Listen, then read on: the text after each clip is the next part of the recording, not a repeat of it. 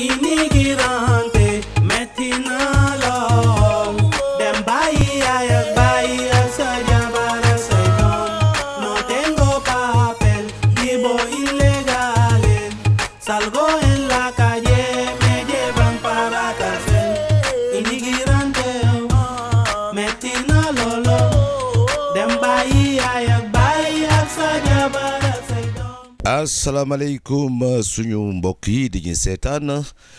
comme ni ngeen ko xamee rek moo di yéen a ngi suivre seen émission kaddu immigré ci seen télévision A2I TV tey nag dañuy dem fekki Sister Emma rek mu dalal ay ganam waxtaan ci thème yi xam ne thème yu am solo la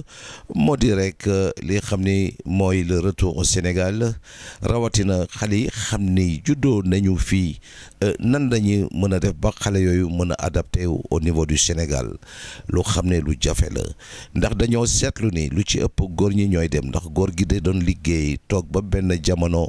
ne damay ñibbi wante lu ci ëpp rek dañuy gis ni jafe-jafe day am ci mbir mi moo di soxna si lu ci ëpp du bëgg a dem ndax day wax xale yi dañ fiy jàng te xale yi fii la ñu xam yooyu yëpp indi ay jafe-jafe kon nag mbokk yi dañuy dem rek ba fii xam ni mooy Barcelone fekki fa Emma ak ay invité am.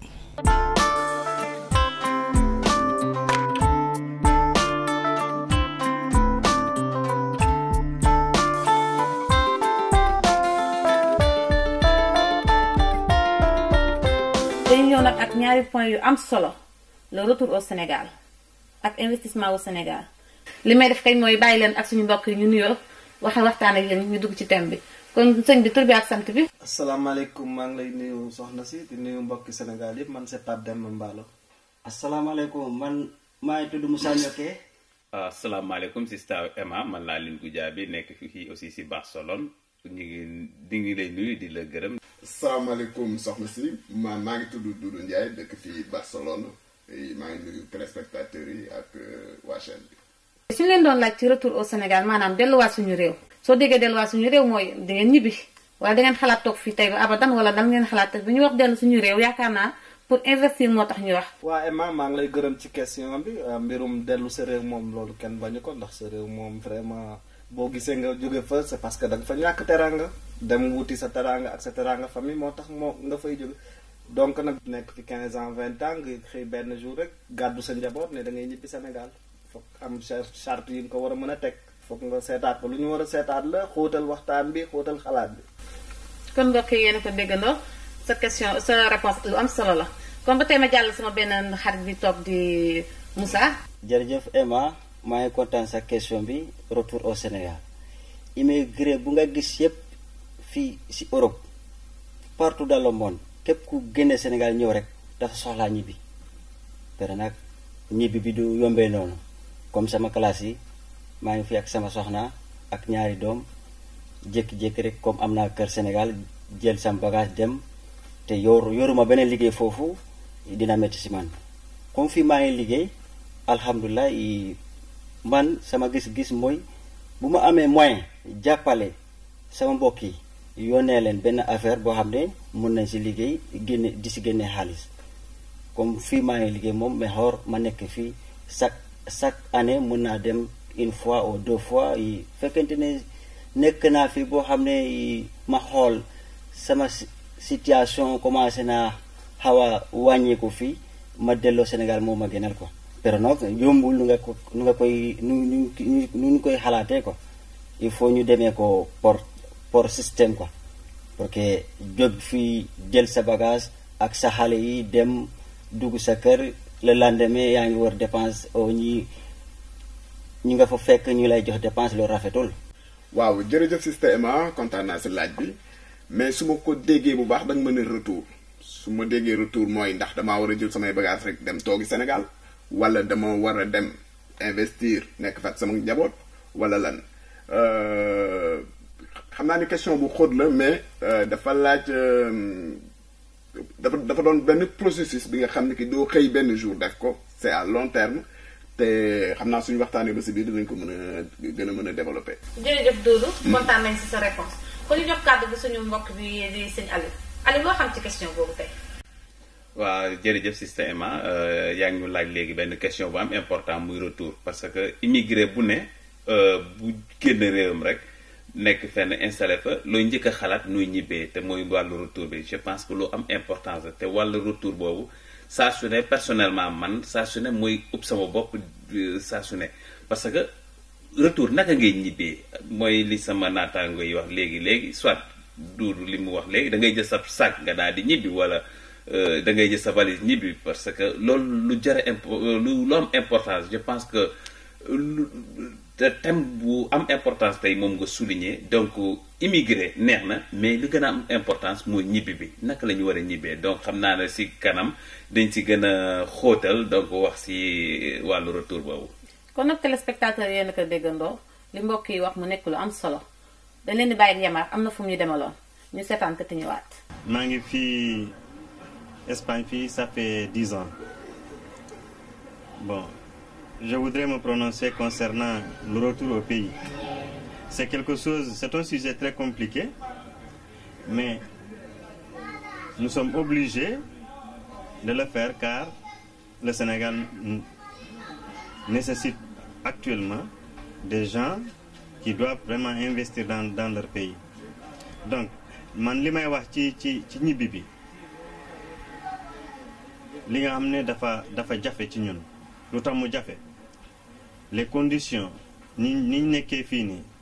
ak lu ñu xam mooy temps bi ñu def fii nii lu ñu xam lu ñu jot a xam ak tubaab yi bi ñu ñibbee suñu réew loolu duñu ko mun a am lu tax parce que fii dañuy respecter les règles les lois loolu la ñuy respecter fii nii mais boo ñibbee sa dëkk par exemple mun nga yóbbu sa xaalis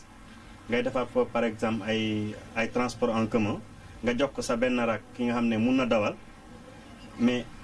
lépp lu mu ci lijjante da koy dugal ci poche am parce qu'il n'a pas moom ragalul loi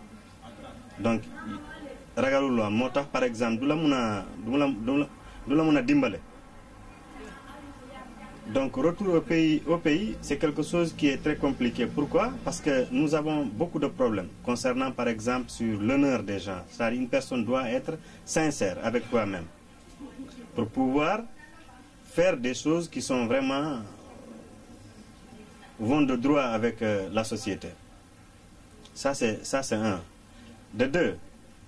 pour investir, on nous demande toujours des choses et on nous fait des taxes qui ne nous permettront pas d'arriver à chaque fois à bien. Par exemple, si tu investis sur le domaine de l'agriculture, tu as un tracteur, tu en as besoin de 2 à 3 personnes, que tu dois par exemple mensuellement donner de l'argent, rémunérer. Mais quel est ton problème là-dedans? Ton problème, c'est que par exemple, quand tu donnes à quelqu'un ton tracteur, tu ne peux pas aller te coucher. Parce que tu as du travail en Espagne, donc tu ne peux pas aller, tu lui donnes tes matériaux, tu lui laisses travailler, ce qu'il fait. Si par exemple, s'il récolte par jour 100 000 francs, il te dira qu'il n'a gagné que 10 000 francs. Donc les choses n'avancent pas. Donc ça, c'est une question de... Moi, je pense que on doit surtout travailler sur la sincérité, sur les leçons civiques au pays. Ils sont en train de le faire, c'est vrai. Mais ils n'ont qu'à, jusqu'à présent, augmenter les enseignements pour que les jeunes qui se lèvent d'aujourd'hui, qu'ils puissent avoir ce bagage matériel dans leur tête afin qu'ils puissent valoir quelque chose. Parce que sans la sincérité, un pays ne peut pas avancer.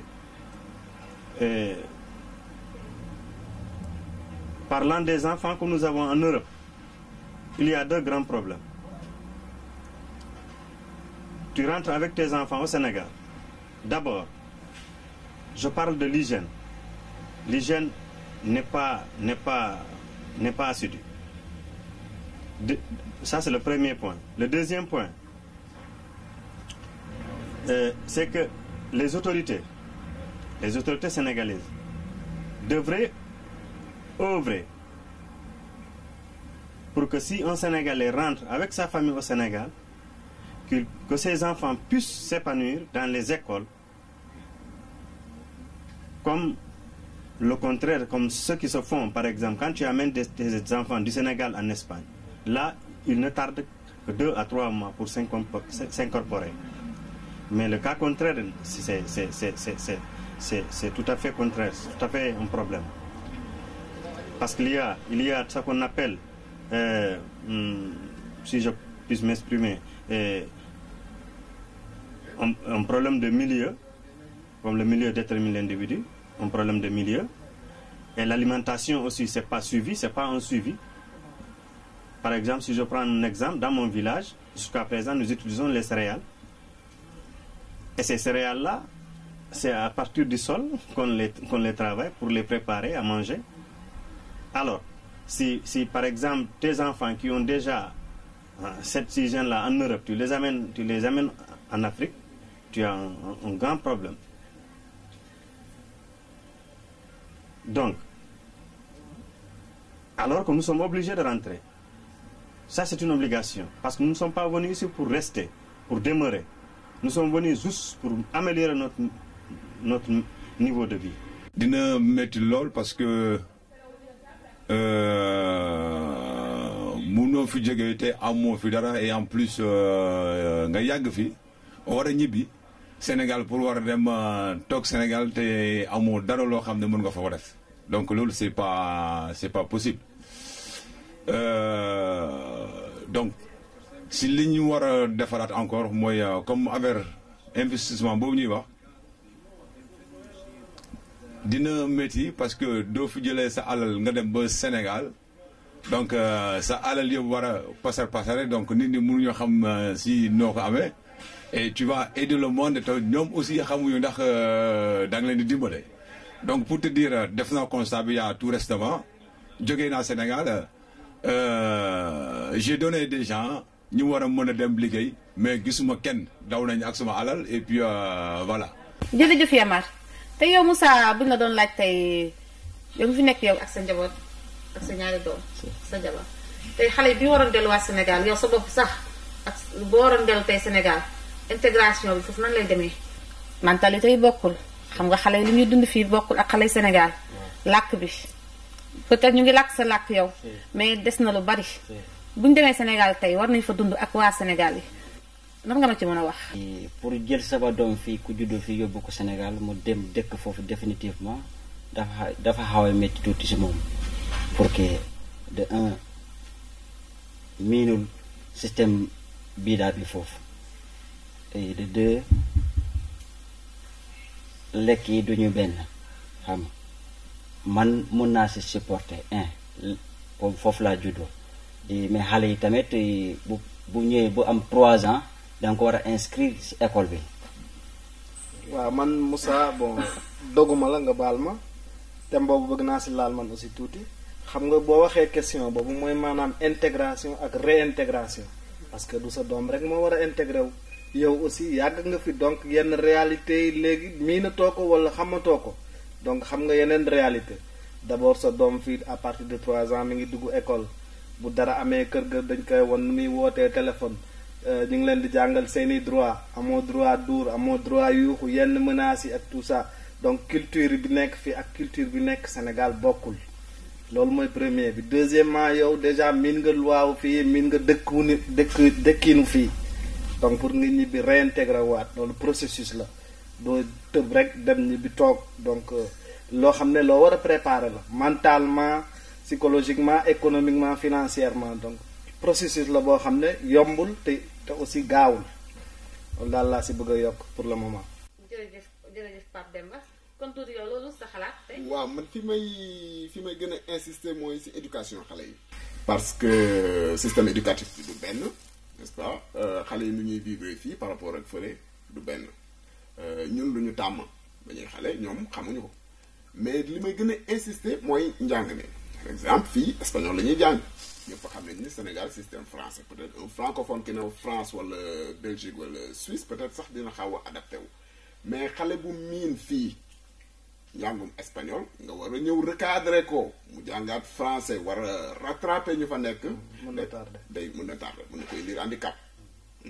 ba pare su ñëwee li mu tàmmoon a dund fii mooy liberté bi mu am liberté de pensée liberté liberté def lu ko neex te kenn du ko yuuxu kenn du ko dóor te ñun dañu doon dóor peut-être ba ñuy xale mais ñoom xalaatoo ko ndax loolu dina ci mën a adapté wu ce sera pas facile certes processus lay doon mais un long processus une longue préparation peut-être gouvernement bi ak autorités yi suñ ci jàppee mën naa am mu sotti loolu nag bokk na si li gën a xalaat loo ba père de famille quitté fi mu nekk def retour. donc jërëjëf Doudou man si ñaari point surtout lay gën a accentuer mooy si wàllu alimentation xale yi par exemple alimentation bu Europe ak bu Afrique benn bokkul ak encadrement xale yi par exemple xale yi fii ñu ngi juddu si benn plus ou moins si benn cadre de vie bu équilibré. Parce que xale yi pour plus ou moins fi ñuy juddoo fi ñuy jàngee ñi ngay internet ak yu demee noonu matuwaay yu bees yi nga xam ne mooy technologie bu bees yi mais supposons léegi kenn ku dëkk par exemple benn côté bu reculé au Sénégal jumtukaay yooyu amu fa xale bi nga xamante ne judd na fii xam wàllu internet ak yu demee noonu mais xale boobu aussi naka lay adapté woo si cadre de vie boobu benn deuxièmement si wàllu alimentation xale bi nga xamante ne booy na lekk fii la gën a xam lekk tubaab bi moo xam ay pasta la wala lekk yi nga xamante ne fii mais léegi nga war xale boobu war a jógee fii dem si aussi benn côté bu ñu xoolee Dakar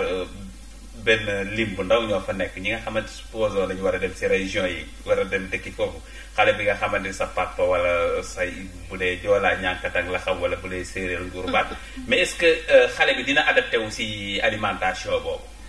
Aliou dugguma la. pour que même du affaire xale yi rek yóbbu xale yi dem toog fale neexul pour que même ñun si boppam ñu ngi jógee fale foofu lañ juddoo te boo fi yàggee rek pour nga dem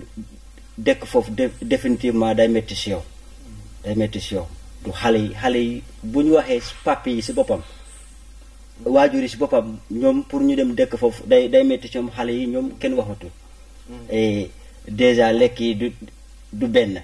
xam nga ñaar xale fii bu amee 3 ans rek dafa war a inscrire si école bi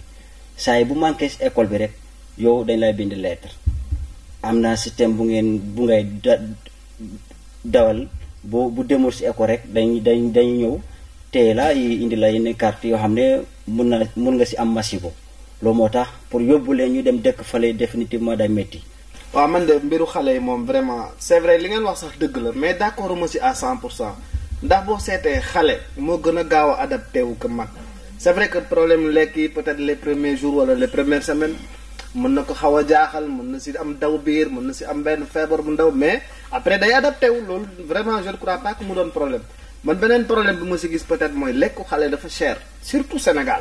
donc loolu pour nga assumer ko aussi économiquement foog nga am noo ñibbee mais pour adaptation xale bi rek je crois sax mooy gën a yomb que yow mag gi nga xam ne foofu nga juddoo yaroo fa nekk fa mag soog a ñëw Sénégal soog a ñëw Europe wala États-Unis soog a émigré donc pour xale bi vraiment c'est pas un thème boo xam ne c'est trop préoccupant côté lekk bi côté éducation bi si mais suñu système aussi man boo xoolee système Espagne préscolaire bi baax na trop mais à partir du primaire foofu mise au point ba xale yi juddoo fii système d'éducation tubaab bi lañu yor éducation tubaab bi d'une part moom la ñu yor parce que yow da ngay yar tubaab bi aussi day yar ci école bi te mentalité xale yi benn ñu ci bëri je peux dire que 95% xale yi espagnol la seen bopp yi espagnol la ñuy wax déjà xam nga ne xale boobu pour nga yóbbu ko Sénégal raxas automatiquement cerveau bi du yomb déjà moom tubaab xale bi il se dit que moom tubaab la nasaraan la si xel bi. mais foofu ça dépend si ban xale ngay wax. parce que boo nee xale bu am 5 ans wala xale bu am 15 ans. bokkul. donc xale bu am 5 ans kooku en 2 mois il s'adapte. surtout Sénégal. moo ëpp espace xale yi dañuy foo dañuy dawi dañuy génn football yi. yow yaa yóbbu fii sa benn doom ngeen dem vacances pour 1 mois 2e jour moom mi ngi dawi si beneen quartier. dañ koy wëri ana xale mi ngi football faalewul. donc peut-être après biiram mën na daw wala mu am feebar bu ndaw parce que bon il n'a pas pris les mesures d'hygiène yoo xam ne bon moom la tàmm fii non parce que Sénégal bokkut ak fii bu dee nawet ndox bi day taa fii wala yee donc hygiène bi xale yi am son âge du bokk mais xale bu am 15 ans 16 ans peut-être c'est plus préoccupant parce que déjà kooku effectivement comme ni ko Doudou waxee sànq kooku jàng na fi espagnol lu mat ay 6 ans 7 ans donc pour mu réadapter wu def bac wala nekk première wala seconde kooku mën na tardé 1 an wala lu ko ëpp sax ba déggaat wax ji parce que français moo gën a compliqué espagnol lu bari. donc kooku mën na ñàkk temps bu bëri en plus adapté wu ak xaritam yi bokkul parce que xale bu ndaw foo rek la xam mais ku am 15 ans déjà nekk na ci vie sociale. waaw dëgguma la Pape li nga wax dëgg la. waaw mais nag xale yi fi nekk ak yi nekk fële boo xoolee am na différence mais xale yi nekk fële encore am nañu xale yi nga xamante ne ñoo gën ëpp expérience ñi fi nekk. ñoo ëpp expérience boo fi téye xale bi parce que xale ça dépend ni nga ko yaree. am ñoo xamante ne fii seen doom yi xamuñu dara ku nekk fële sax ñoo la ëpp expérience xamuñu dara boo dajee ak ñoom fii day mel ni ku dëkk ci village bi te ku nekk Sénégal tey boo ko toppatoo nga dugal ko fi nga ko war a dugal nga yar ko fi nga ko war a yar day ëpp expérience sax ku fi nekk ñun ñi fi da ngay xool si ñun ñi fi nekk am na ñu fi juddu xamuñu dara Espagne ñu fi juddu xamuñu dara xale yi fi nekk boo leen yóbbee fële ça dépend éducation bi nga leen yóbbu boo leen fa yóbbee bu ñu fa toogee nga leen yemal fii loo foo leen dugal rek dañu fay def dañ siy génn parce que ñun dañuy ñëw ut n'est-ce pas ñëwuñu pour toog bu ñu nee dañuy toog dañuy réer waruñu toog est-ce que comprendre nga xale bi encore da nga koy dugal ci boppam bi nga ne ko man sa papa la est-ce que comprendre man bu mu amee moyen dama lay yóbbu parce que loolu moo ñu fi indi dañuy ñëw uti bu ñu amee rek bu yàggee tubaab yi dañuy dem fekk si parce que fii réew Europe la ñu duñu européen duñu tubaab ñun ay nit ñu ñuul ñi fii duñu am nga baal ma loolu mën nga ko wax sa doom bu am moins de 18 ans si parce que fii pays de liberté la d'accord waaw loolu xale bu am 18 ans mënoo ko obligé mu ñibbi de d'accord waaw loolu am na papa yi bu la neexee demal man xaw voilà mais xam nga système boobu loo gis dafa am lu tax bu demee ba ci biir xale yi dañuy ràññee seen bopp fii xale yi fi judd dañuy dem ba si yàgg dañuy ànd ak tubaab bi mais après dañuy décollé wu xale yi fi judd bu ñu demee ba màgg dañuy daje ak nit ñu ñuul ñi duñ leen nuyu duñ leen nuyu mais buñu demee ba ràññee ñu xam ne nit dañu il faut ñu topp ci nit ñu ñuul ñi ñu ànd ak ñoom man gis naa ko fi du jeex du xaaj après dañuy décollé wu ñu ànd ak nit ñu ñuul ñi ñu commencé bu ñu ñëwee du la nuyu parce que dégguñu suñu wax continuer espagnol la ñu wax sama doom 4 ans et demi la yor fu ma gis nit ku ñuul danaan nijaay gi ne tio en espagnol mooy nijaay nijaay gi ne bu dee tubaab day ne el señor le monsieur waaw donc xam na ni ku ñuul ki mooy mbokkam parce que mu ngi koy wax si tio waaw loolu am na mais bariwul donc loolu bariwul li ngay wax ni ñuy wax noonu nijaay bariwul tio bariwul de wala s'il le faut est-ce que duñu réorganiser waat ñun immigré yi par exemple yokk éducation de base bi sunu doom yi ici en Europe avant ñuy wax waxu retour boobu parce que c'est important parce que doguma la xam nga éducation de base bu ngay wax ni mun ngaa éduquer sa doom kër ga nga éduquer ko nga xamal ko fu nga jóge mais bu demee si école bi rek Canada Gambia day changé parce que heure bu muy nekk école bi mooy gën a bari maanaam xam nga et pour te dire xam nga pour benn affaire pour nga changer ko maanaam bu amee école bu tëjee chaque année bu amee moyen nga yóbbu ko Sénégal mu nekk foofu 3 mois hiver bi chaque année la fekkente am nga moyen chaque année mu dem xam fu mu jógee fu nga jógee mu dem am yërmande bu dul loolu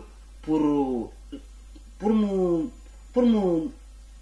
mun a miin sa système de vie Afrique bi loolu rek moo tax à la fin boo ko jëlee fii mu dem dëkk fële définitive à la fin sax am na ñoo xam ne sax la plupart ñi juddoo fii la plupart lu may gis parce que yàgg naa fi kasi xam nga la plupart ñi juddoo fii boo leen commencé def lu ma système lu la wax ni chaque hiver nga leen di yóbbu bu fekkente parce que fii moyen bi xam nga ko mënu ma la expliquer dara mënoo yóbbu chaque année mais chaque 2 ans ngay koy yóbbu mu gis ay maamam 3 mois mu ñëwaat et toujours sa xelam day nekk foofu mais nag la plupart ñi juddoo Sénégal nga def ko regroupement familial nga indi ko fi moo gën a yàqu ñi juddoo fii parce que gis naa ko fële lañ juddoo de nga indi ko fii rek commencé da nga tase si yoon bi muy sol tubéyam si suuf nii du la nuyu sax di criss cross et te yow nu ngi ko indee xam nga ko nga baal ma Moussa mbirum yóbbu sa doom périodiquement Sénégal lu am solo la man damay joxe benn exemple suñu benn mbokk bu dëkk États-Unis am fa plus de 20 ans waa ci dëkk kaw yi la dëkk alors benn jour mu jël doomam yóbbu leen xale yi léegi am nañu ay 17 ans kii am 16 ans mais dañoo yegg dëkk ba ay timis passé dëkk bi lëndëm ni ubbi bunt bi gis ay taando xale yi ne duñu wàcc ñu jëm kaw jëm suuf xale yi ne duñu wàcc réalité la lu am la noonu la ñu defee demi tour ñibbi Dakar dellu hôtel waaw loolu lépp di wax loolu dëgg la mais loolu si parents yi la loolu war a bàyyi loolu si parents yi la pap loolu ci pareil parce que yow boo amee sa doom yow xam nga foo jógee sa doom ji da nga koy tàmba chaque année booy dem na la jaral nga yóbbu sa doom mu xam mu ràññee parce que boobu mais chaque année boobu waaw mais chaque année boobu mais ak Europe bu yàqu bi est-ce que moyens yi dana la mën a may chaque année nga yóbbu ko waaw loolu moo tax ma ne la même bu dee 2 ans boo ko mënee yóbbu sax baax na parce que yow tey boo fi toogee 2 ans 3 ans demoo baaxul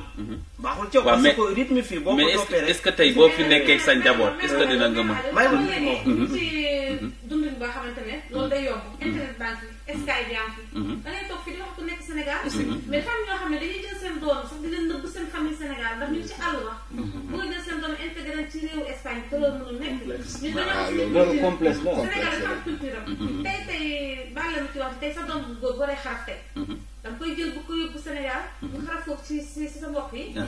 léegi bu xale bu amee ay 17 ans wala ay 6 ans 7 ans nga bëgg ko yóbbu Sénégal du fa xam mais internet mu ngi fi Skype mu ngi fi nga xam ne kii mooy sa maam kii mooy sa nijaay kii mooy sa lii kii mooy sa lii bu ko ëllëgee moom bu waree dem Sénégal su demee dina kii mooy sama tuyoo gisoon naa ko si dañoo war a jàng alxuraan man gis damay dox si dëkk yu bari damay dem fu ne mais gisuma fi daara alxuraan dama ko gis si am na am fii nag jàng alxuraan bi ñu ko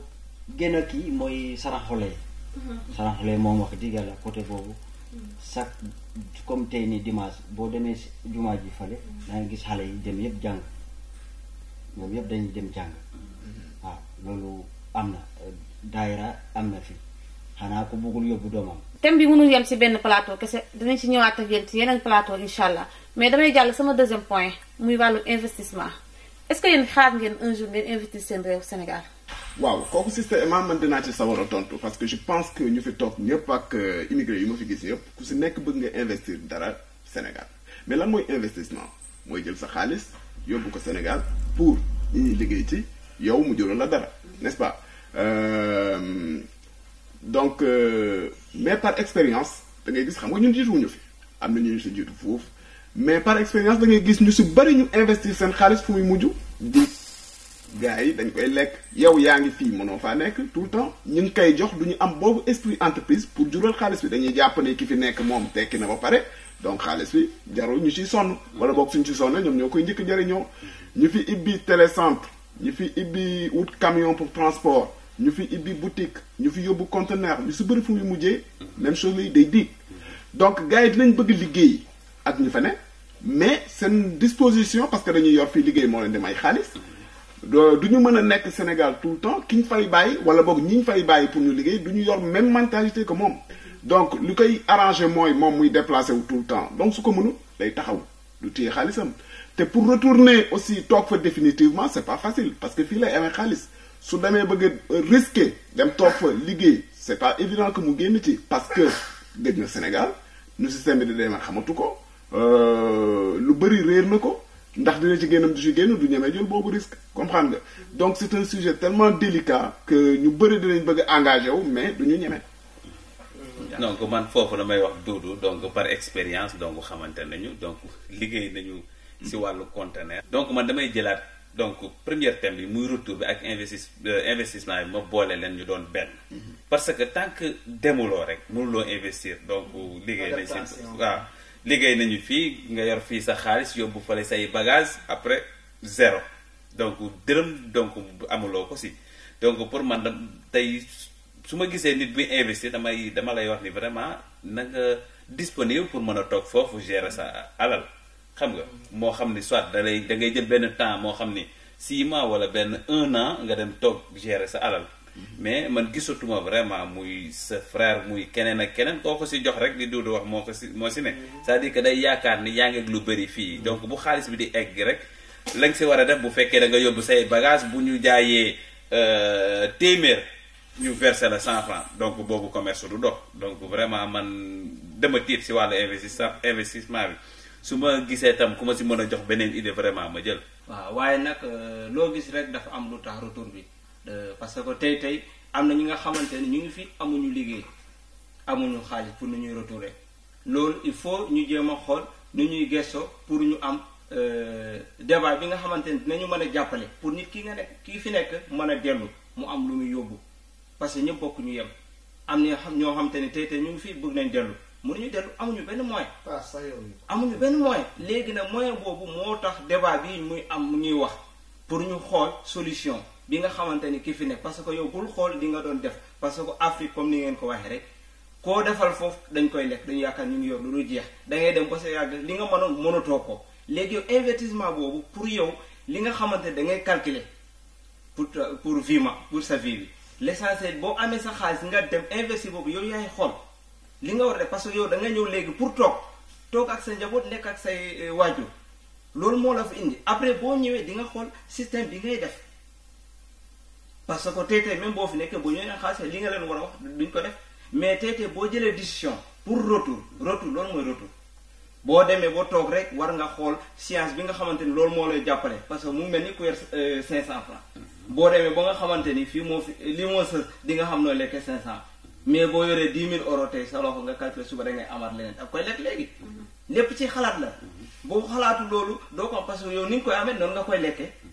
comme kuy calculer kuy am chaque fin du mois yaa ngi calculer 1000 euros yow ni ngay amee xaalis bi noonu lay demee ñee tamit ni ñu koy amee mais yow boo calculer léegi ñoom ki ñu yaakaaroon li mu doon amatuñ ko nooy def bis boo demee ba nga xamante ne léegi toog nga fi 4 ans 5 ans amatoo ko léegi da ngay wax pour débat nooy ñibbee boo amee faveur ku la dimbali pour mu yóbbu la nooy def boo yeggee xaalis boobu di nga xam noo koy téye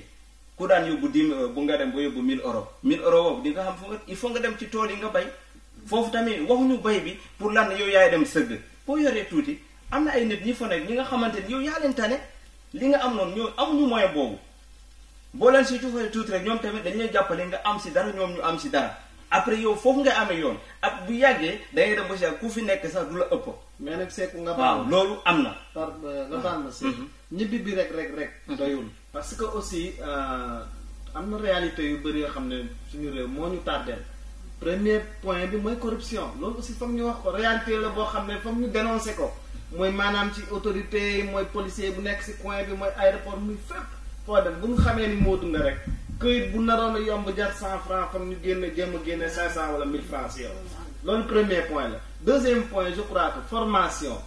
yow mi nekk fii nar a ñibbi dem bay par exemple mbay moo la neex wala def sa poulailler wala sa transport lu mu mënti doon filière bu am Sénégal am na fii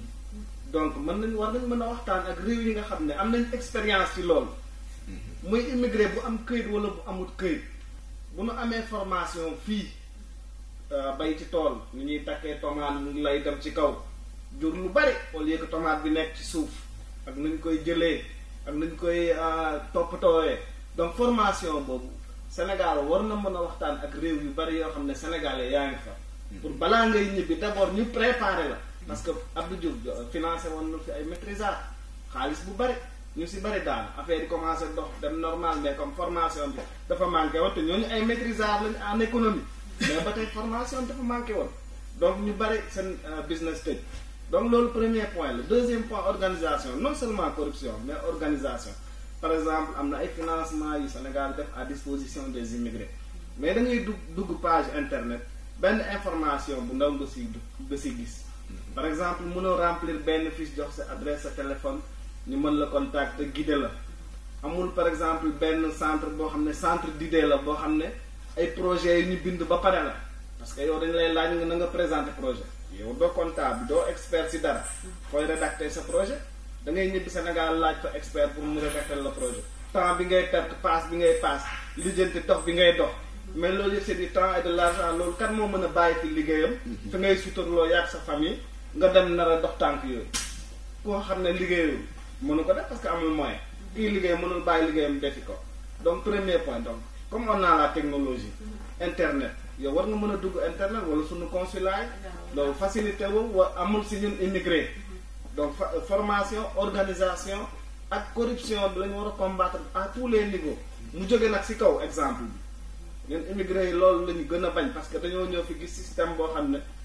ñàkk corruption bañ corruption mooy première base boo xam ne développement am na fii sans avec la corruption développement mënul am fenn deuxième point bi mooy organisation troisième point bi nag mooy respecter loi ñun Sénégalais nag dañoo bari kaas lépp lu la arrangé wu nga ne c'est pas normal jaar war a jaar yoon nga war a jaar fii bu la arrangé wu rek nga bëgg yoon bu gàtt bi ñu gaaw dugal sa dossier nga commencé kaas donc loolu aussi dañ ko war a topp donc point la yu bari yoo xamante ni condition ñibbi yi investir Sénégal c'est pas facile parce que dafa mel ni nga jël sa teen bu xóot ne da nga ko bëgg a kii feesal ngay sotti rek di sotti rek chaque jour ngay sotti di seen ndox yaakaar ne léegi mu fees finalement da ngay xaddi moo tax maam yi daan ne alalu bala ca lex ba looloo tax man ma jël parce que man j'ai vécu beaucoup d'expérience sama famille samay mbokk samay xarit investir Sénégal moo xam sa camion moo xam sa kër loué yu bari yoo xamante ni échec lay mujjee yow yéene nga leen ñu liggéey am lu ñu suturloo comme ça yow au moins dootoo yónnee nga xam ne sax boo ñibbee ñoom ñoo lay jox xaalis mais finalement yaay mujjee jël fii xaalis yónnee pour defar loolu soit télécentre facture yi ñu ñàkk ko fay ana xaalis ba bu woote amee kay facture xanaa du xaalis dugg na ana xaalis ba wala sa oto yàqu ñu nga war a yónnee yow fii pour ñu defar ko donc am na yu bari yoo xam ne immigré pratiquement 95% immigré jéem nga ko si benn côté doxul donc finalement lay mujjee def fi nga nekk nga def fi sa business parce que réalité yi nekk fii moom nga xam parce que aussi boobu beneen point la da ngay dem foofu bu gaa yi xamee ni Modou ñëpp lay nax ñoom ñëpp lay nax parce que xamatoo réalité yi peut-être 2000 francs yow du signifier si yow dara donc dañ lay laaj 2000 francs boo xam ne lu jar 100 francs la te ndax mbokk yi ñoo ko déggandoo mu nekk mbir bu am solo tey bu ma leen doon laaj lan mooy solution bi lan ngay may toon man de solution laal naa si tuuti damay ñëwaat si formation koo xam ne amoo formation par exemple ci toppatoo ay ginaar nga xëy rek ne man ginaar dafa ma neex damay dem def poulailler doo dem loo yor xaalis donc formation au niveau kii investir formation ci kii nekk fële nga xamante ni peut-être yow pour le moment da ngay commencer mën a goo ñibbi complètement parce que mënoo bàyyi fi jàppi fële parce que foofu wóoragul donc formation ñi nekk suñu réew suñu nguur jàppale ñu former leen parce que mënoo yëkkati rek aussi def ay programme de financement te formé woo ñi ngay financé xaalis ba day perte yàgg na fi am depuis temps Abdou Diouf donc loolu lu nu war a seetaat la deuxièmement jub nga bañ a yàkkamti sa wërsëg parce que aussi yow nga commencé am rek affaire yi commencé dugg rek ma wut si ñaareel wala ma dugg si noos wala jënd oto bu bees wala wut chauffeur wala wut mbindaan buy fóot mbindaan buy togg Sénégal dañoo bëggal noos dañ koy ay suñuy mbokk la ñu suñuy frère la donc foog ñu waxante dëgg nit ki su ngeen bokkee da ngeen di waxante dëgg donc yooyu yëpp yu ñu war a bàyyi la tubaab da ngay gis fi dimanche bu jotee day wàcc raxas otom ba mu set wécc li mu si mën a économiser mooy li mu waroon fay ki koy raxasal Sénégal da ngay gis ku yor sa oto rek kii raxas kii dawal kii mécanicien kii lii mbindaan bi fóot mbindaan buy togg mais quand même loolu mënul avancer loo réew loolu vraiment je suis désolé mais foog ñu waxante dëgg donc ñaari ponk yooyu ak corruption lu ñu war a seetaat la sunu nguur gi c'est pas suffisant ñu jël xaalis rek dugal ko ci ay filières loolu échec rek lay mujjee il faut que ñu former nit ñi organiser nit ñi am aussi boîte à idées parce que am na réew yu bari yu ko yor tëgguma rek wax ko Ghana par exemple Côte d'Ivoire dañuy créer benn structure boo xam ne dañuy xool par exemple région de Kolda lan moo fay dox secteur pastoral sàmmkat yi pour nga génnee nit ki ci pauvreté rapidement da ngay seet loo xamante ni moom am na ci base sàmmkat yi ils sont pauvres mais am nañ ay nag am nañ meew mais yoon baaxul oto amul yow nga bëgg fi yóbbu sa camion frigo léger ñu ne la bon comme que ëpp na 8 ans mënul dugg alors que Sénégal amul usine de fabrication de camions de frigo donc marchandises yi ñuy fabriquer comme le lait dans les villages kooku naka lañ ko mën a jaayee dans les centres de commerce comme les villes loolu mënul nekk donc il faut que réew mi nguur gi seetaan loolu ñu dimbaliñ ci loolu ñun bëgg nañ investir ci lu bari mais dafa am ay barrages yoo xam ne aussi c'est l'État parce que c'est bien de dire que bëgguñu pollution suñu réew donc dañuy tere oto yu màgget yi mais xanaa nga yor ko sinon boo ko yorul naka ngay génne nit ñi dans la pauvreté c'est pas possible su fekkee aussi affaire pollution la mbirum environnement la ñuy wax mën nañ créer une écotaxe oto bu ëpp 8 ans boo xamante ni dafa ñëw pour liggéey war na fay benn écotaxe mais bu fekkente ni jël nga benn liggéeykat defal ko contrat écotaxe boobu war nañ la ko mën a baal bu fekkee ni yaa ngi koy cotiser sécurité sociale yaa ngi koy fay salaire am par banque et cetera ñu tëral ay conditions yoo xam ne conditions de démarrage de développement la parce que ñun Sénégal yeggaguñu sax ci démarrage je suis désolé dañuy wax affaire émergence mais yeggaguñu ci démarrage commencé sax premier brique moom la ñu tegagul parce que dañuy tâtonner gouvernement bi day ñëw def lii tuuti kee ñëw def lee tuuti mënul dem moi je crois que thème boobu vraiment fu ñu war a laal la organisation ak formation. solution bi yëpp système loolu lu ma gis waxtaan Pape bi mu ne organisation xam nga Sénégal corruption bi kenn mënu koo tere siakuma siak kenn mënu koo tere lu tax sempre danga gis nit jógee fi am xaalis war a dem liggéey Sénégal xam nga mais bu amul bralon foofu rek xaalisam day yàqu rek parce que gis naa ñi si bari defar ay kër jox ko agence loué ko boo xam ne ñu loué ko agence moo koy loué de bu ñu xamee immigré moom kii kër gi rek dañuy fay pour un an ñëw un an bu passé un an rek duñu nangu fay. voilà loolu aussi pardon problème sécurité juridique moom aussi am nañ loolu ñun Sénégal sa alal da nga koy yor nga loué ko wala comme nu mu saa waxee nga jox ko fenn nga joxe ko fenn après nga am ci ay problèmes yu dul jeex nga dem tribunal sa waaye ëpp le bras long wala sëriñ ba donc affaire bi du mujj fenn yow yaa ñàkk yow borom alal bi alors que dans le système occidental c'est le contraire ki yor alalam di ko kii pour société bi pour ñëpp avancer kooku dañ koy protéger bu baax a baax système judiciaire bi fonctionner normalement loolu aussi lu ñu manqué la. Doudou kon yow loo ci wax. si waaw man damay rebondir si lu grand bi wax grand Pape Demba. Il faut savoir aussi que immigration état su ko négligé vraiment bàyyi na un manque à gagner énorme parce que ku tukki rek am nga expérience soo boolee expérience ak xaalis bëgg a ñëw investir sa dëkk c'est des milliers d'emplois n'est-ce pas gars yaa ngi jooy chômage rek yooyu mais ki investir aussi foog mu am garantie ni li muy investir dina ko jural dara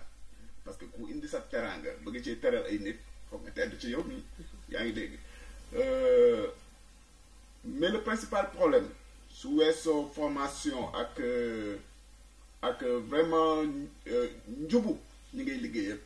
état bi foog mu impliqué aussi par exemple tey ku dëkk Kédougou war a investir si lu demee ni meew wala nag wala yu mel noonu te amul tali buy mën a véhiculer c'est-à-dire buy mën a évacuer produit am ba Dakar wala boog dans les centres urbains day këpp kooku mënu ci dara kuy yor oto aussi tamit oto yi fii dafa cher su nga yor sa camion frigorifique ñu imposé la ne moins de 8 ans te moins de 8 ans fii yàlla rek a xam ne lu muy day donc war nañu mën a créer un système même su dee c'est généralisé mais un système pour les investisseurs ki nga xam ne bëgg na investir ñu mu am un quota bi nga xam ne ku war a investir si dara muy tracteur muy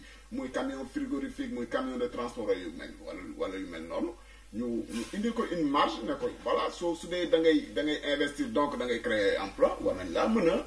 bàyyi lenn li ndax nga mën a indi say camion yooyu investir ñi ñuy jariñu si loolu laa mën a. sëñ Aliou ñu bàyyi la kàddu gi nga wax sa xalaat. waaw ok dama doon waxaat sànq système ne vraiment gars yi idées yi ñu joxe léegi rafet na trop macha allah donc ñuy ñaanaat vraiment autorités yi vraiment. gën a dimbali vraiment si idées yi nga xamante ni gars yi génnee nañ ko parce que ku wax ni investissement rek moom mooy développement mooy synonyme moom mooy développement donc ñu ngi ñaxtu vraiment état bi gën a impliqué jàppale immigré yi parce que immigré amul dara lu dul loolu mooy investissement bi mooy tax mu mun a ñibbi si réew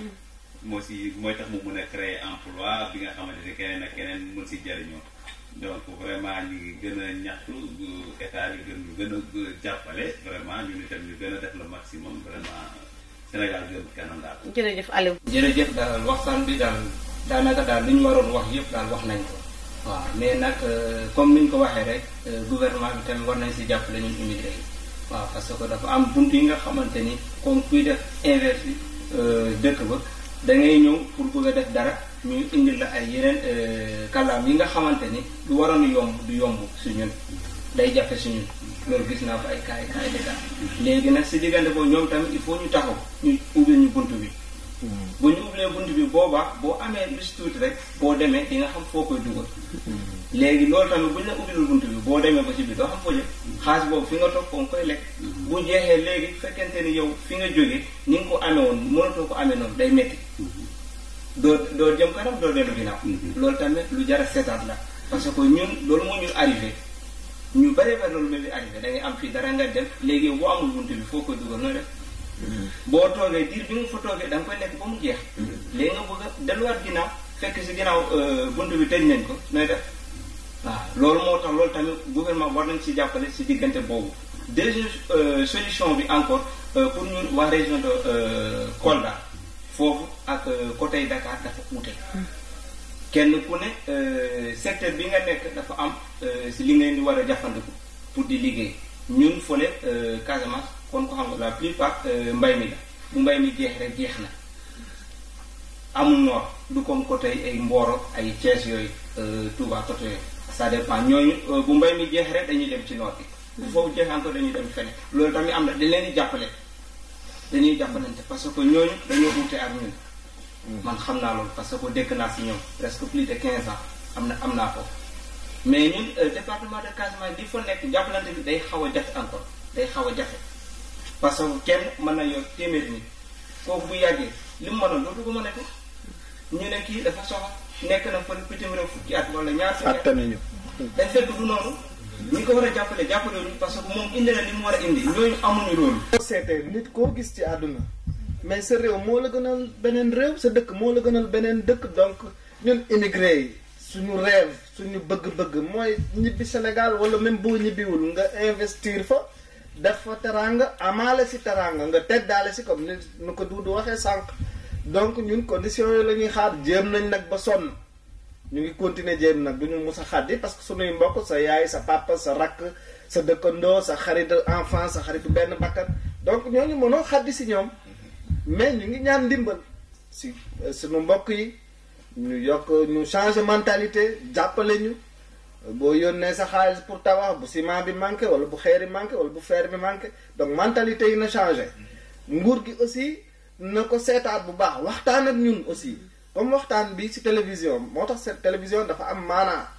mais nguur gi aussi dafa war a jege ñi nga xamante ni ñun ñooy la première force économique du Sénégal donc force la boo xam ne boo ko canaliser war na la jural lu mag waaw loolu laa ci bëggoon terminer. mooy gaa sax investissement bi baax na mais li may gën a soññ ñun immigré yi mooy ñu jéem a def benn consortium par exemple ñaar ñett juróom fukki nit yu bokk même idée de conception wala boog ñu bokk ay idée wu projet par exemple ñu bëgg a bokk booloo def mbay wala ñuy bëgg booloo def boulangerie wala ñuy def informatique wala lu mënti doon ñu boole seen doole kii su indee lii kii indi laa kii indi lee comme que suñu handicap mooy temps parce que ki fi nekk du mën a nekk fee tout le temps mais fukki nit suñu booloo def benn affaire dina am au moins ki nga xam ne ki chaque mois dina am kuy déplacé wu di mën a surveiller les travaux wala boog di mën a manager les gens qui sont là-bas dina wàññi corruption bi dina tax ba ki ngay liggéeyloo su lay gis saa su ne wala chaque mois dina mën a ragal a roppi sa xaalis wala boog jéem laa nax wala yu mel noonu